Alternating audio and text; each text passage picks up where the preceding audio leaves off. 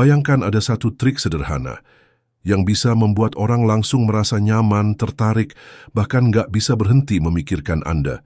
Dan anehnya, trik ini sering diremehkan, padahal diam-diam. Ini adalah salah satu kekuatan sosial paling memikat yang manusia punya, humor. Bukan humor receh yang cuma cari tawa, tapi humor yang bisa membuat Anda tampak cerdas tanpa sok pintar, yang bisa mencairkan suasana canggung, bikin orang tertawa, dan dalam banyak kasus bikin mereka berpikir, kok gue suka banget ya ngobrol sama dia. Dalam stoikisme, cara kita merespons hidup itu segalanya, dan humor adalah salah satu bentuk respons paling elegan terhadap absurditas dunia. Halo semuanya, kembali lagi bersama saya di Stoic Street.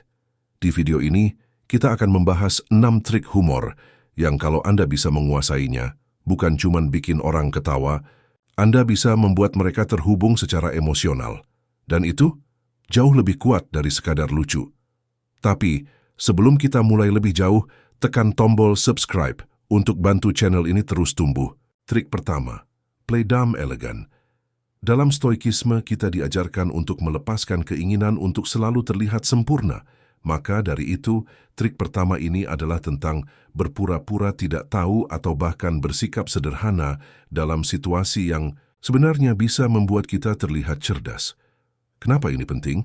Karena ketulusan dan kerendahan hati adalah prinsip dasar stoikisme. Contohnya, ketika teman-teman Anda berbicara tentang teknologi mutakhir seperti AI, blockchain, atau bahkan teori kuantum, Anda bisa dengan santai bertanya, Jadi kalau AI itu bisa bikin keputusan sendiri, berarti kalau aku suruh AI pilih makanan, dia bakal pilih ramen tanpa basa-basi kan? Mereka pasti tertawa, karena Anda bisa memecah ketegangan dengan cara yang relatable dan enggak sok tahu. Ini bukan soal kurangnya pengetahuan, tetapi bagaimana Anda bisa menunjukkan kerendahan hati tanpa merasa minder. Stoikisme mengajarkan kita bahwa yang terpenting bukan apa yang terjadi, tetapi bagaimana kita meresponsnya. Ketika Anda memilih untuk tidak menunjukkan bahwa Anda terlalu paham, Anda menciptakan ruang untuk kedekatan tanpa membebani orang lain dengan kecerdasan yang mungkin tidak mereka rasa bisa dicapai.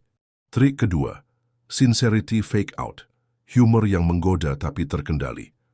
Stoikisme menekankan pentingnya melihat hidup dengan pandangan yang ringan, tidak berlebihan dalam merespons situasi. Humor ini adalah tentang membuat orang merasa dihargai terlebih dahulu, lalu memberikan twist yang tak terduga agar suasana jadi lebih santai. Misalnya, saya percaya setiap orang punya tujuan hidup yang besar dan mulia, tapi tujuan hidup saya cuma satu, makan nasi goreng enak sih, itu paling penting. Ini trik sederhana, tapi berisi kedalaman stoikisme. Hidup ini penuh tantangan dan harapan besar, namun kita bisa tetap menikmatinya dengan melihat sisi ringan dari kehidupan sehari-hari. Mengapa humor ini bisa bekerja dengan baik? Karena ini memperlihatkan bagaimana Anda bisa menghargai diri dan orang lain tanpa menghindar dari kenyataan hidup yang absurd. Stoikisme mengajarkan kita untuk tidak terjebak dalam pemikiran serius yang berlebihan, melainkan kita harus merespons dunia dengan cara yang lebih ringan namun penuh makna. Trik ketiga, aturan 3, rule of 3. Otak kita suka angka 3, tidak percaya? Coba perhatikan, dalam banyak cerita atau lelucon, angka 3 selalu digunakan untuk membangun ketegangan yang berujung pada kejutan. Ini adalah trik yang sudah lama dipakai oleh pelawak dan juga dalam teknik berbicara yang efektif. Bahkan, dalam stoikisme, kita diajarkan untuk memudahkan cara kita melihat dunia agar lebih mudah dihadapi. Contoh yang bisa Anda pakai. 3 hal yang saya pelajari dalam hidup ini. Jangan pernah terlalu mengandalkan GPS. Jangan pernah percaya 100% pada teman yang selalu bilang, serah gue deh. Jangan pernah menunda makan siang. Itu bukan keputusan. Itu pemrograman. Apa yang terjadi di sini? Otak kita tahu bahwa akan ada struktur tertentu dan kemudian diikuti oleh kejutan ringan yang bisa memecah ketegangan. Ini memudahkan audiens untuk mengikuti dan lebih mudah mengingat pesan yang ingin disampaikan. Menurut stoikisme, kita belajar untuk tidak tergoda dengan drama berlebihan dalam hidup kita. Dengan menggunakan teknik ini, Anda menyampaikan pesan dengan cara yang lebih sederhana, namun tetap mengandung pesan yang dalam tentang mengendalikan apa yang bisa kita kontrol dan melepaskan apa yang tidak. Trik keempat, absurdism tapi bermanfaat. Hidup ini penuh dengan absurditas, bukan? Stoikisme mengajarkan kita untuk melihat dunia secara objektif dan banyak hal dalam hidup yang memang tidak masuk akal. Humor yang absurd bukan hanya membuat orang tertawa, tetapi juga bisa membuat mereka berpikir dua kali tentang keseimbangan hidup, antara serius dan tidak terlalu serius. Contoh, jadi kemarin saya nungguin makanan delivery yang sudah sejam lebih, dan saya mulai berpikir, mungkin mereka lagi memikirkan hidup mereka juga, kan? Pasti mereka harus merenungkan keputusan untuk memilih paket nasi goreng lebih dulu. Di sini Anda membawakan absurditas dari situasi sehari-hari yang terasa sangat nyata, tapi dengan cara yang membuat orang sadar bahwa kadang kita terlalu serius dalam menghadapi hal-hal kecil. Dalam stoikisme kita diajarkan bahwa kesulitan itu datang dari cara kita memandangnya. Ketika Anda bisa melihat absurditas dalam hidup dan bisa tertawa bersama orang lain, Anda memberikan mereka kebebasan untuk tidak terlalu stres menghadapi dunia yang kadang nggak adil. Trik kelima, praise with a twist. Humor ini sangat menghargai orang lain, yang menjadi prinsip penting dalam stoikisme. Pujian yang tulus bukan hanya membuat orang merasa dihargai, tetapi jika dipadu dengan humor ringan, itu bisa meningkatkan kepercayaan diri mereka. Kenapa? Karena mereka merasa terlihat dan diterima, namun tanpa rasa terintimidasi.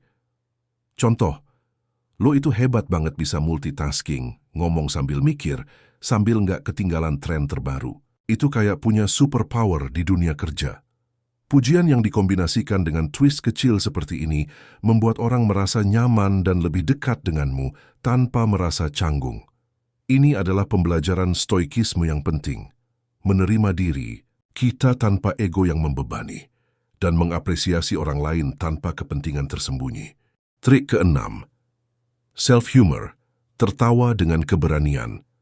Self-deprecating humor bukan tentang merendahkan diri, tapi lebih tentang menerima kekurangan kita dengan penuh keberanian. Ini sangat berguna dalam membangun koneksi yang lebih otentik dan menunjukkan bahwa Anda tidak takut untuk terbuka dan jujur. Contoh, gue tuh tipikal orang yang gampang lupa. Kemarin aja gue lupa jalan ke rumah sendiri. Untung ada Google Maps. Kalau enggak, bisa jadi gue tidur di mobil deh. Anda membuat orang tertawa karena kekurangan yang Anda terima. Ini justru membuat Anda terlihat lebih manusiawi dan dapat lebih mudah terhubung dengan orang lain. Stoikisme mengajarkan kita bahwa kita tidak bisa mengontrol bagaimana orang melihat kita, tapi kita bisa mengontrol bagaimana kita merespons diri sendiri. Dan dengan self-humor, kita belajar untuk menerima ketidaksempurnaan kita dengan penuh ketenangan dan kedewasaan. Setiap trik humor ini bukan hanya untuk membuat orang tertawa. Lebih dari itu, humor dalam stoikisme adalah tentang bagaimana kita bisa menciptakan kedekatan yang lebih nyata, mengurangi ketegangan, dan mengingatkan kita untuk melihat kehidupan dengan ringan dan bijak. Jika Anda merasa video ini memberi Anda perspektif baru tentang humor yang bermakna, jangan lupa untuk klik like dan share supaya teman-teman Anda juga bisa mendapatkan manfaatnya. Kalau Anda merasa tertarik untuk belajar lebih banyak tentang bagaimana membangun hubungan lebih dalam, dengan prinsip stoik, klik subscribe dan aktifkan notifikasi, karena kita akan bahas lebih banyak lagi teknik-teknik praktis dari filsafat stoikisme. Terima kasih sudah menonton. Sampai jumpa di video berikutnya.